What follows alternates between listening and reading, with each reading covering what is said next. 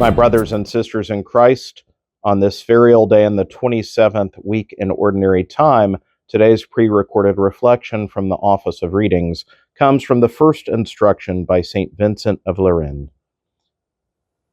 Is there to be no development of religion in the Church of Christ? Certainly, there is to be development, and on the largest scale. Who can be so grudging to men, so full of hate for God, as to try to prevent it? But it must truly be development of the faith, not alteration of the faith. Development means that each thing expands to be itself, while alteration means that a thing is changed from one thing into another.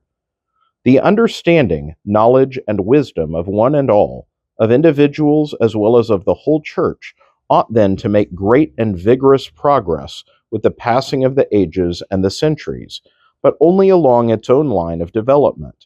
That is, with the same doctrine, the same meaning, and the same import. The religion of souls should follow the law of development of bodies. Though bodies develop and unfold their component parts with the passing of the years, they always remain what they were.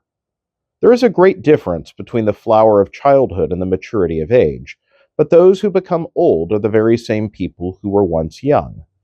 Though the condition and appearance of one and the same individual may change, it is one and the same nature, one and the same person.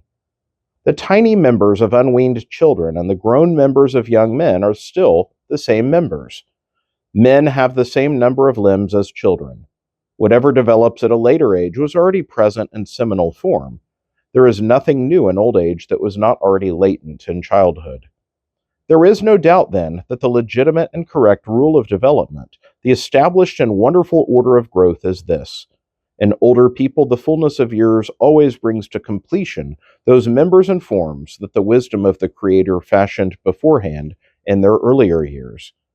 If, however, the human form were to turn into some shape that did not belong to its own nature, or even if something were added to the sum of its members or subtracted from it, the whole body would necessarily perish or become grotesque, or at least be enfeebled.